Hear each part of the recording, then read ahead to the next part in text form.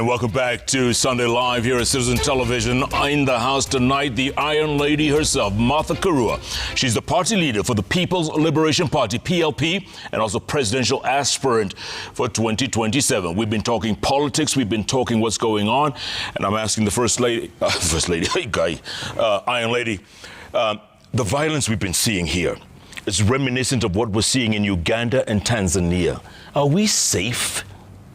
I think as Kenyans will have to have unity of purpose and to devise a way of countering William Ruto and his regime. What I saw happen in Kitengela today, completely unacceptable. Throwing tear gas at a very orderly crowd and at leaders who are engaging citizens. Yeah. What was the crime? Or is it wrong to have a well-attended rally, a massive rally at Kitengela? And then the use of goons. To disrupt and to injure the people. I said in 2023 that the way I had seen William Ruto begin, he was going to do worse than Idi Amin. He was going to become Butcher of Kenya. It came to be true because that's what he did with the Azimio demonstrations, later with the Gen Z demonstrations, last year with the Remembrance. I don't know what is in store this year. And look at how he's disrupting peaceful rallies, beating people up in places of worship, what they did in Othaya, you know, ACK. Wetima ACK, what they have done in several churches following the second deputy president, Rigathi Gachagua, what they have done to leaders allied to him, and now to dissenting voices in ODM. Yeah. If indeed ODM is in the broad-based government, why would the government throw tear gas at itself? There's something very sinister, and that is why I said that I can see the shadow of Dr. William Ruto's hand in the wrangles within ODM. And let's not forget what happened in Mbere. That was ugly. Ugly. Mbere and also... Makareni? No. In Western... yes. What happened in the elections? Malaba. In Malaba. Yes. Yes. Where the candidate, Seth Panyako, was attacked, his property destroyed, you know. It's totally inexcusable. Even in Kisii, there was violence. It's just that the citizens were well prepared to counter the violence. Yeah. Yeah. Is there any way in your wildest dreams that you would support President William Ruto's second, the re-election? I never supported the first. So the question of supporting the second does not arise. I've never considered him suitable for the presidency. You think he's, can you beat, well, you said earlier on you can beat him easily, but realistically, he's got the machinery. Yes. He has the machinery, but people have made up their minds, and he knows he's totally unelectable in this country. Yeah. This is not last 2022. He genuinely got some votes. And even then, he never won. He stole the election. But this time round, he will not even have those votes that he had in 2022. The whole country has revolted against him. Speaking of which, you recently visited the IBC offices, right? Yeah. New commissions and everything. Yeah. Your thoughts, what did you think? Well, I think that even though we did not agree with the process through which they were appointed, now that they're there and they're the IBC that we have, we must give them a chance to prove themselves. And we told them how they goofed in the Mbere, Malava, and all the other by-elections that happened at the same time. IBC officers subordinated themselves to the police and to people, high-ranking government officials. In an election, there is no cabinet minister, there is no government official. They are candidates and voters. And if you want to be anywhere checking for the candidate, then you better get a letter, get accredited as an agent or a counting agent or a super agent. But you cannot be moving in and between the polling station saying you are a minister. There's no cabinet in the polling booth. Either be an agent, a voter, or don't go near. Yeah. And for them to prove themselves, they need to arrest anybody unauthorized who enters a polling station. But at the same time, Kenyans have lost trust in the IEBC. That is why they have to build trust. Trust is earned, never handed on a silver platter. So Efekon and his team, it is up to them. The ball is in their court. Let them win the trust of Kenyans, our trust. On the 26th of this month, they'll have a chance. There are by-elections in several areas, including Bere, once again. Yeah. Let's see whether they will take charge, because police manning electoral areas are actually under IEBC. Yeah, so that the presiding officer, the returning officer, are the kings and queens of polling station. Yeah. They're the ones who admit. Number two, we want to see them admit agents of everyone, and especially of the opposition, with the letters from the candidates or their parties. The IEBC badge is not a mandatory thing. After all, it's the returning officer who should carry the badge and give you when you're inside the station. But the letter from the candidate should be enough to get you admitted.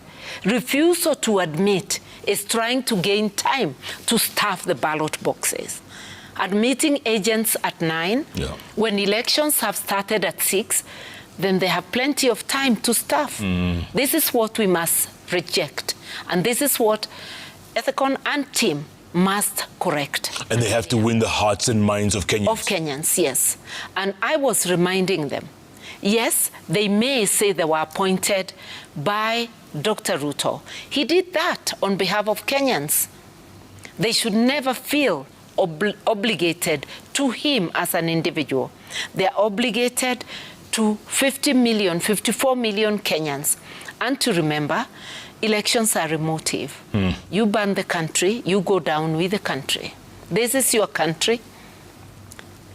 Build trust in the Electoral Commission. And I'm telling the courts too, because we have very good courts, and we have courts that are a disappointment. Everybody holding a position of responsibility, whether a police officer, an IG like Kanja, an OCS, an OCPD, a judge or a magistrate, remember, you owe that position to Kenyans. They are your employers. Your loyalty should be to the Kenyans through the Constitution of Kenya. Don't listen to anybody else. And we can't, nobody else will come and build Kenya. It's you and me. How you behave determines whether Kenya goes down or rises. And by the way, we have no other Kenya to go to, right? This is it. So it's a call to each one of us. Whatever position you are holding, work for the country. Let's be patriotic. Tell me something. Look ahead and tell us, what's 2027 going to look like? 2027, it's going to be all campaign, but judging from what we are seeing today, it doesn't look good. It looks like Ruto is determined to burn down the country. Maybe in his book, as if there's no William Ruto, there's no Kenya. And by the way, he said those words one time. During the Gen Z demonstrations, he said if there's no Kenya for him, there will not be a Kenya for anybody else. That's a very dangerous way of reasoning. You are one person. You've been given the honor of sitting on the highest seat. The country doesn't belong to you. And that seat is not a title deed which you can wave in our faces. Remember always, you're a servant of the nation, not a master of your own. So if you think we are too much, you can go home and somebody else will take it. And I keep saying, given the opportunity, I would listen to Kenyans carefully. And if they don't agree with me, even if I think I'm doing well, I would give way to them. That's what the Constitution says. Yeah. Let's look regionally, Iron Lady. And by the way, you were deported from Tanzania? Yeah. Are you still persona non grata? I would expect so. I'll be back in Tanzania when there is a president other than Samia Suluhu. Because her regime is not only deporting members of the Jumuiya like myself, but what they have done, slaughtering thousands of Tanzanians and disappearing many, and the purge that continues. It's not a country you would want to go to. Even Tanzanians in exile would hesitate to go home. Yeah. If Julius Nyerere, wherever he is, you think he's flipping in his grave looking at his country? If he came back to life, he would die a second time of sheer shock. The mistreatment of his countrymen by the administration in Dodoma is not something that anyone envisaged. It's not something that we foresaw. And we hope that one day soon, Tanzania will be liberated, Kenya will be liberated, and Uganda will be liberated. And indeed, all the countries of East Africa will be liberated. That citizens can openly speak their mind without fear of reprisals. That East Africans, in the spirit of Jumuiya, can visit one another, stand in solidarity with one another. The Jumuiya is there to serve citizens, not the few leaders at the helm. And this is what they don't seem to know. Yeah. A Martha Karua presidency would not only strengthen respect for human rights and respect for people's property within Kenya, it would also strengthen the Jumuiya by respecting the treaty, the East African Treaty, which says the Jumuiya is founded on, among other things, respect of the rule of law, democracy, human rights, and the Jumuiya is for the integration socially, culturally, politically of all the citizens of East Africa. And the national anthem always reminds us that it is us, the citizens of the Jumuiya, who must safeguard our unity. We must develop and strengthen our Jumuiya. But you know what? The same thing that Samia Suluhu said, I mean, when she came into power after the death of Magufuli, she was so nice and timid, and you know, she fitted into the role nicely, and then she suddenly switched. How do we know Martha Karua won't switch? I think the way to know is to look at somebody's past and whatever. Ever since my adulthood, through university, through the places that I've worked and the jobs that I've held, the public spaces I've worked in, I've been a stickler for the rule of law, respect for human rights and democracy. This is not something I'm advocating now. It was one of the points of departure in the Kibaki government before I left. My fight against corruption has been constant. It's one of the things we differed on because coalition government embraced corruption and there was no repercussions.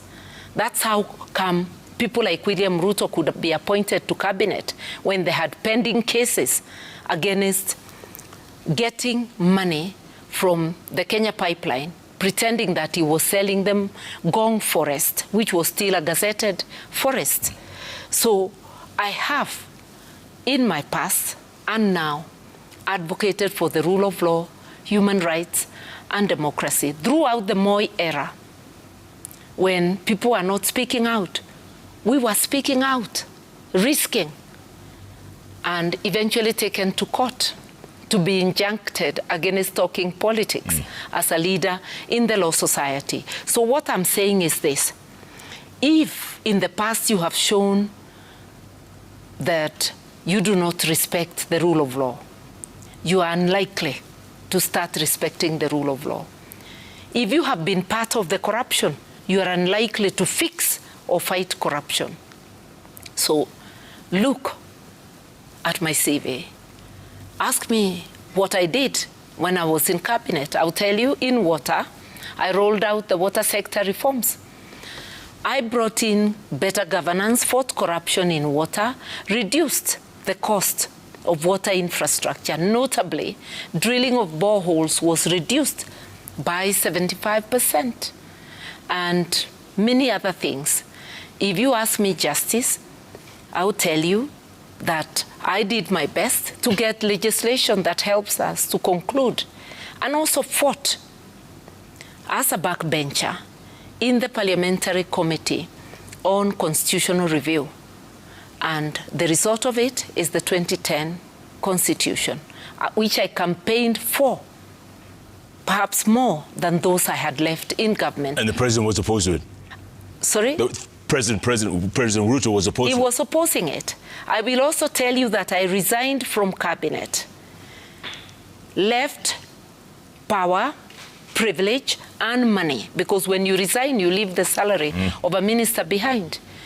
Remained a backbencher with about half the pay, but continued to fight for the people. So you're saying you have principle?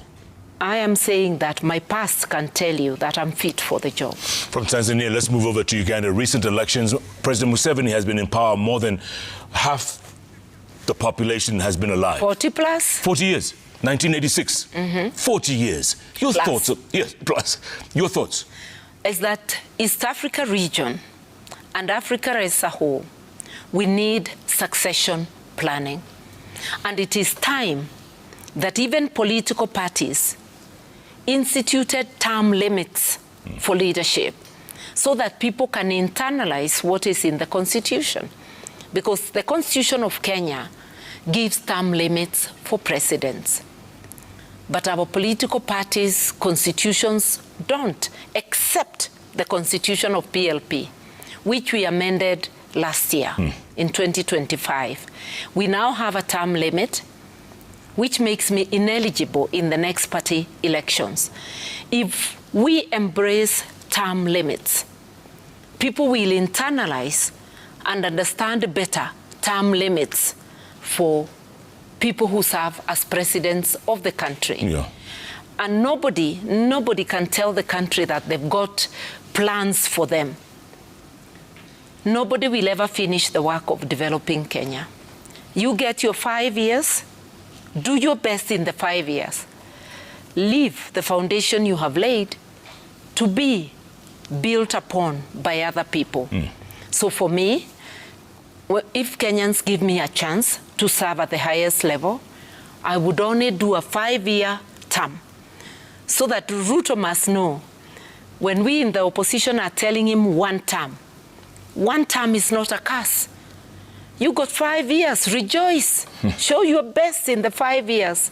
I'm not yet there, and I'm saying, give me the chance, I'll be one term. But in that one term, I will lay the foundation, returning the country firmly on the rule of law path, fighting corruption decisively, strengthening our institutions of governance, parliament, the judiciary, and the executive, and leading the way in serving Kenyans, not going there for self-aggrandizement, making sure our resources, human and otherwise, work for the critical needs of Kenyans. I heard the news telling us that we are losing 355 women to every 1,000 births. That's close to 40%. It means in every 10 women giving birth, we are losing 4. Close to 4. It is a shame. Linda Mama was scrapped. NHIF was changed to SHA shift. Yeah. SHA is not working. And it will not work because the president and somebody else says it's working. It is the people, through the people's testimony, that we know it's working. The government of the day did not have to insist NHIF was working. It was the people's testimony. Can we know where our money goes? We already know that SHA funds go straight to an account in Dubai. It doesn't always come back. People are paying more than they used to pay, and they're getting very little. We've seen cancer patients crying I was in Meru yesterday for a cancer walk. And there are many people suffering. We had 3 survivors giving their testimony that the pain is so excruciating. They've only been assisted by a hospice that is in Meru. This is the work of the county government supported by the national government. Health is devolved. We should ensure that Kenyans have universal health care. A Martha Karua presidency will ensure that Kenyans get universal health care funded by the taxpayers. That is what Article 43 says, that Kenyans are entitled to quality health care, accessible. When you have it universal, meaning for everyone in public facilities, it means access to health is there across the board. Yeah. Today, that's not the case. Access to health has been reduced by the terrible policies of the Kenya Kwanza regime of Dr. William Ruto. Instead of access being expanded, it's been constricted. Yeah.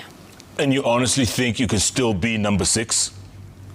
The 6th president? You think you can be? Yes, the 6th. I still think there's a chance, and I'm going to work on it. And I keep saying, it is not now that I'm vying that I'm talking of universal health care. Firstly, I'll remind Kenyans that with us, Raila Odinga's running mate, our manifesto was promising Kenyans universal health care, universal access to education in all public facilities, starting from early education to university. It was promising that the households living below the poverty line, at that time identified as 2 million, would all get social support to the tune of 6,000 a month. This is in line with the provisions of Article 43 of the Constitution, that there must be social support for those who are unable to cater for themselves. I want Kenyans to know it is possible to have universal health care, fully funded by taxpayers. It is possible to have universal access to education, from early learning to university in public facilities. You just have to count how much money we are losing every day to corruption, to outright theft, and to abuse, pampering the lives of a few ruling elite. What about all this talk of going to Singapore? What are your thoughts? Our thoughts is, first, we must get the basics right. It is never wrong to have a dream of improving the country. But when you verbalize that dream, at a time you are presiding over grand theft of the resources of the country, grand abuse of the resources of the country, then you are laughing at Kenyans. No wonder some people have called it Jingapur, you know? They're trying to understand it. You cannot be presiding over the confusion that is Kenya, over the destruction of the rule of law and any accountability structure, and start talking of becoming Singapore. He must be thinking that Kenyans are not using their minds. Yeah. Real quick, your client in Uganda who was kidnapped in the streets of Riverside Drive, talk about Dr. Kizza Besigye. Do you get to talk to him? How is he? What's the latest? I get to talk to him, and I'm looking to talking to him next week. His case is coming up on the 24th of this month. I propose to go earlier so that we are able to confer with him in Drusilla, together with the other councils, so that we can get ready to face the court on the 24th. How's he doing? Poorly. After a long period of incarceration and bouts of bad health, he's suffering poor health. Remember, he's been detained for over 1 year.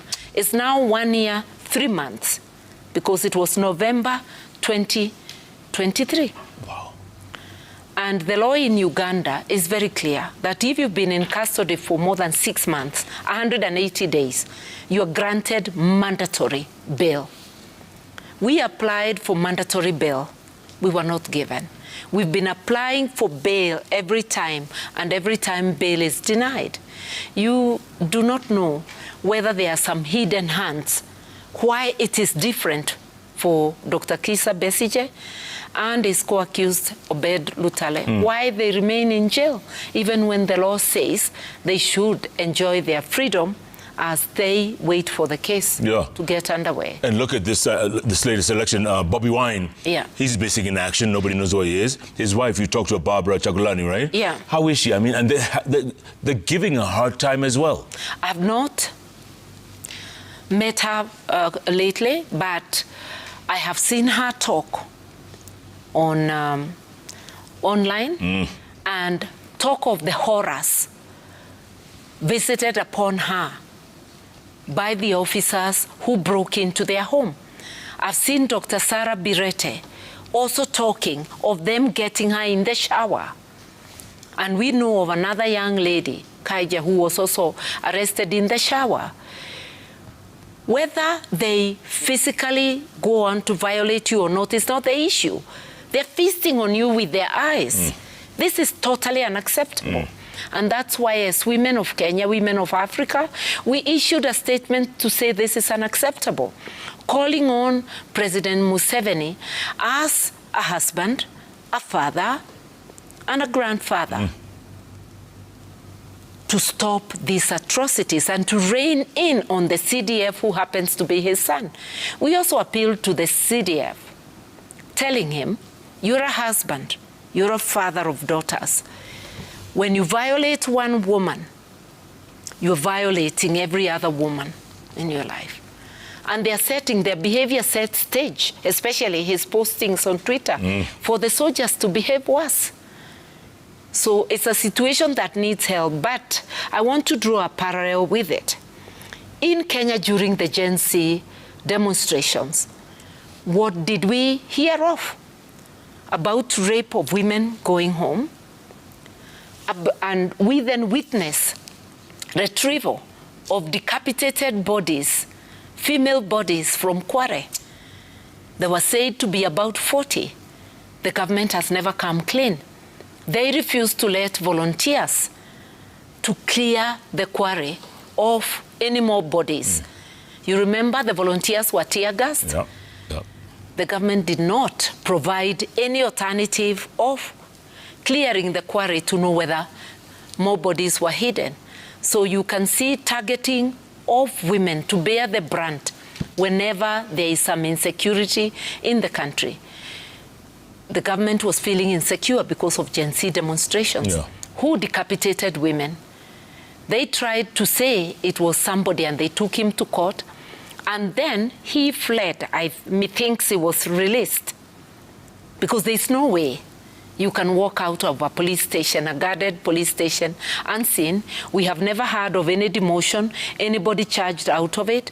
We think he was just a scapegoat so that people don't talk about the matter too much.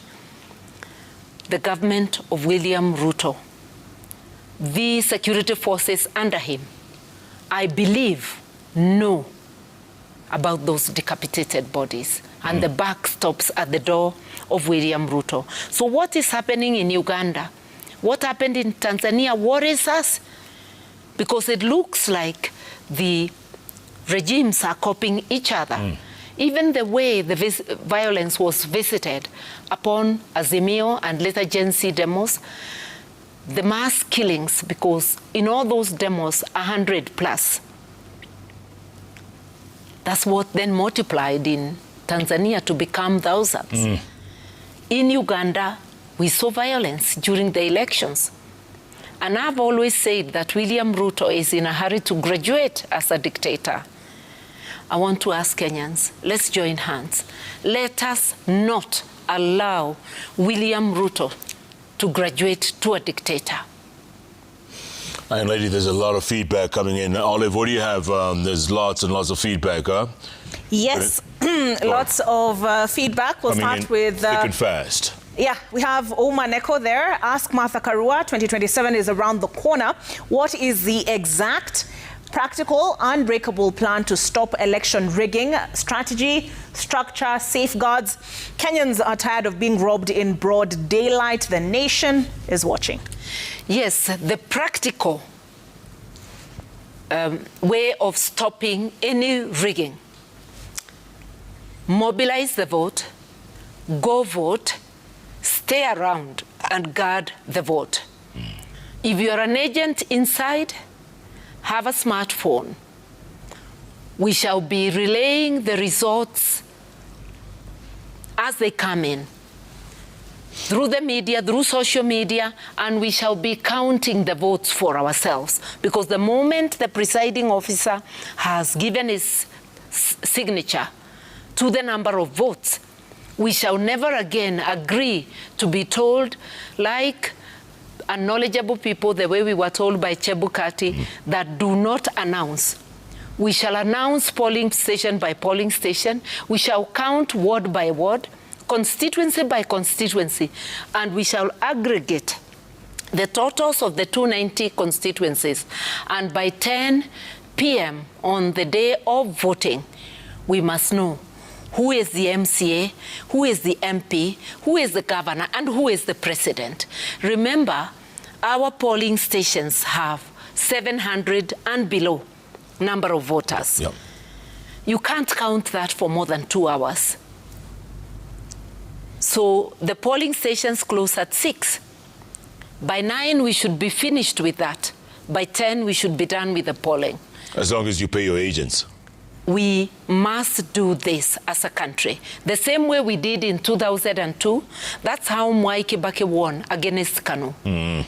That time, there wasn't a constitution like the 2010 one, which says that elections must be transparent and very open and verifiable.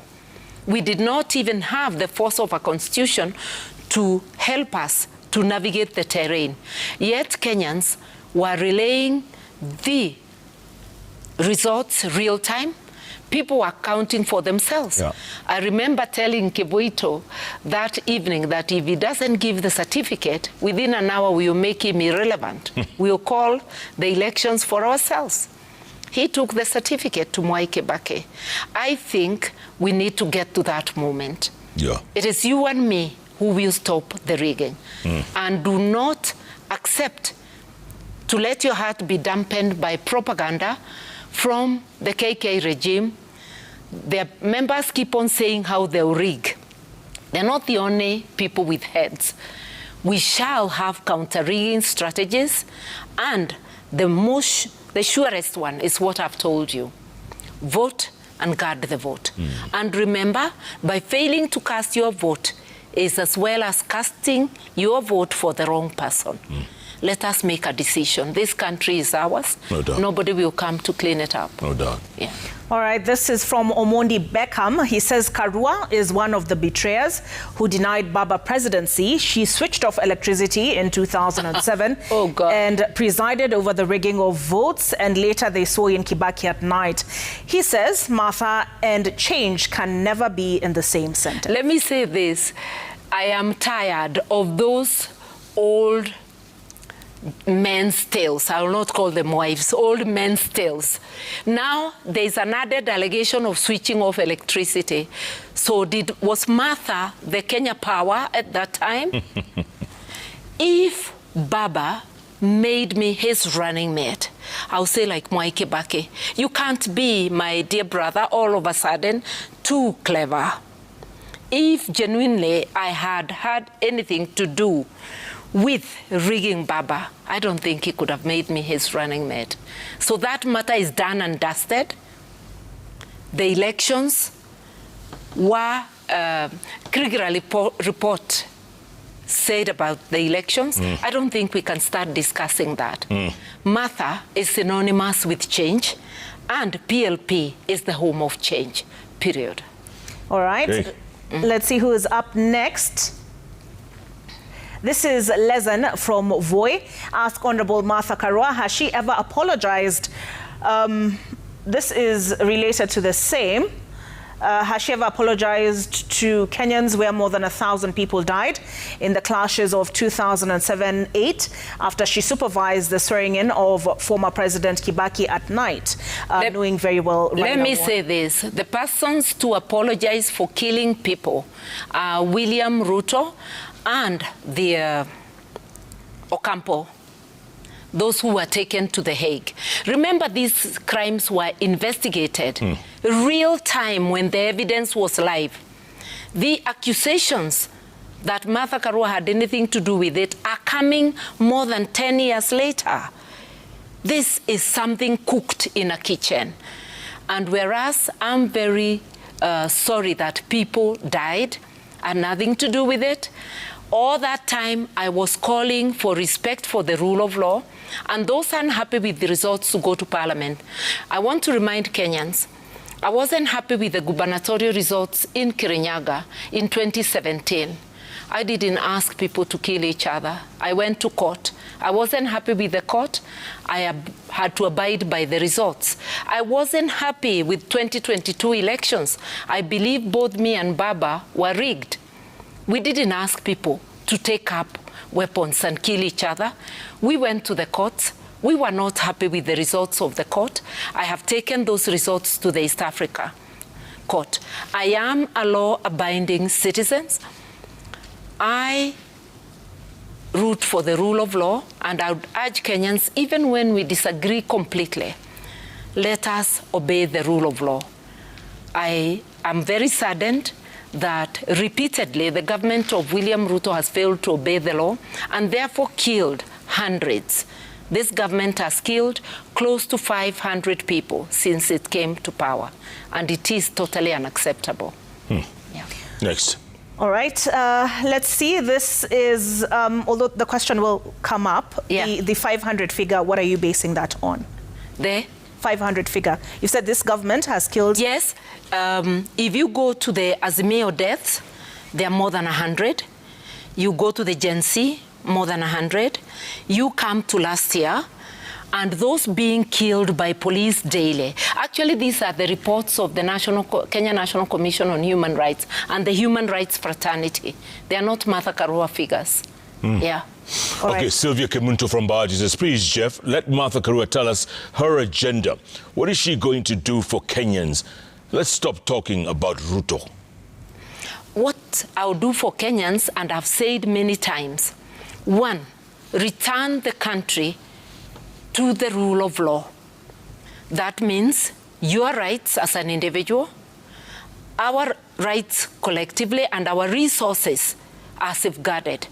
That the guns you buy as citizens to safeguard you will never be used to harm you and to kill you. That our resources will not be used by a few to pamper, to give them pampered lives.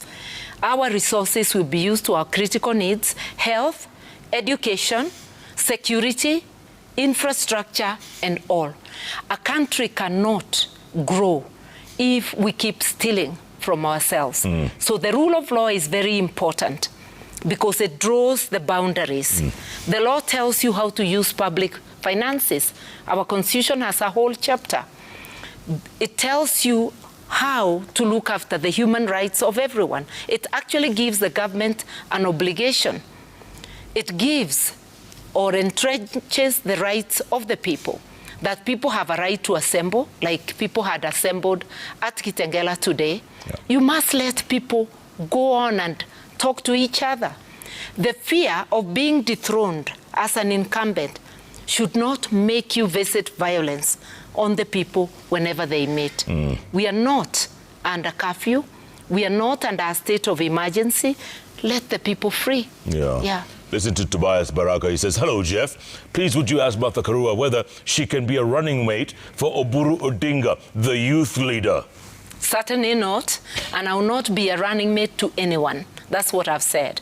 I can support another candidate if I'm not the candidate, and I'll support them wholeheartedly, but I'll not be a running mate, not for anyone. Yeah, I was running mate for Baba. That was enough. Yeah. Was it that bad? No, for Baba it was okay, but that was enough. Yeah.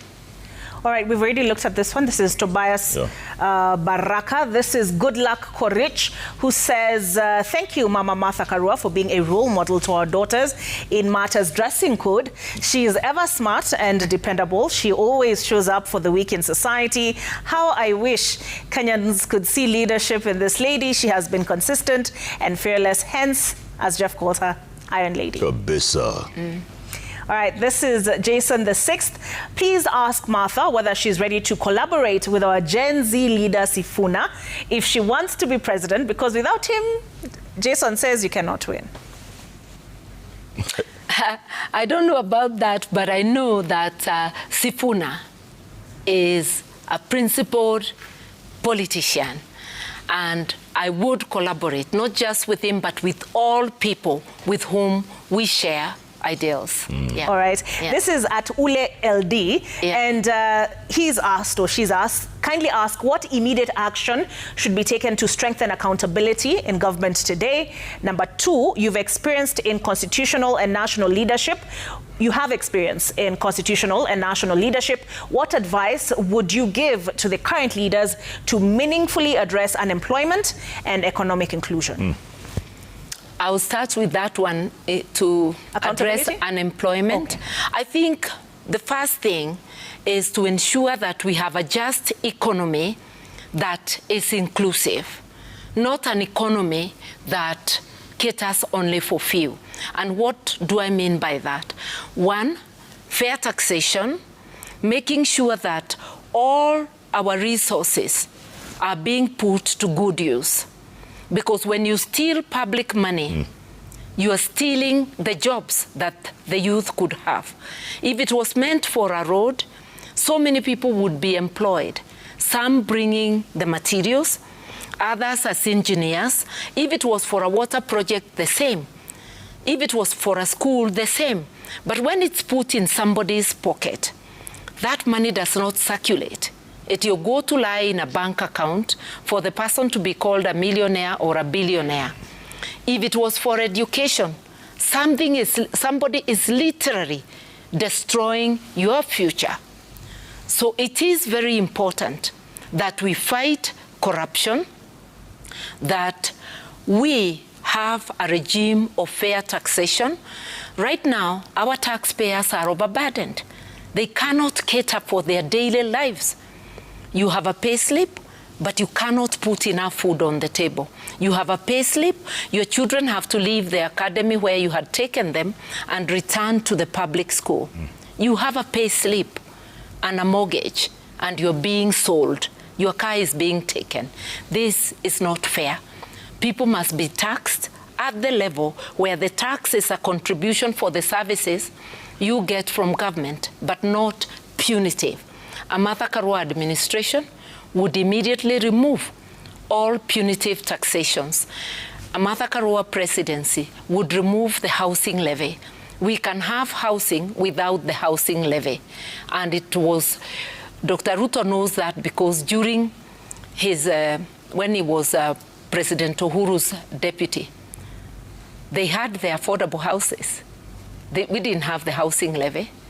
And that housing levy, the houses being built are not even commensurate to the money collected. It's just another avenue for looting, for giving preferred contractors work. So there are many ways. I would also collaborate very closely with the medium and small enterprises, otherwise known as SME. These are our largest investor. If you take them as a bulk, there are 7.4 million units. With fair taxation, with support for them, they will expand. And if they increase jobs even just by 1, you have 7 million jobs on the table. The government my government would make a deliberate policy to do business with them as much as is practicable.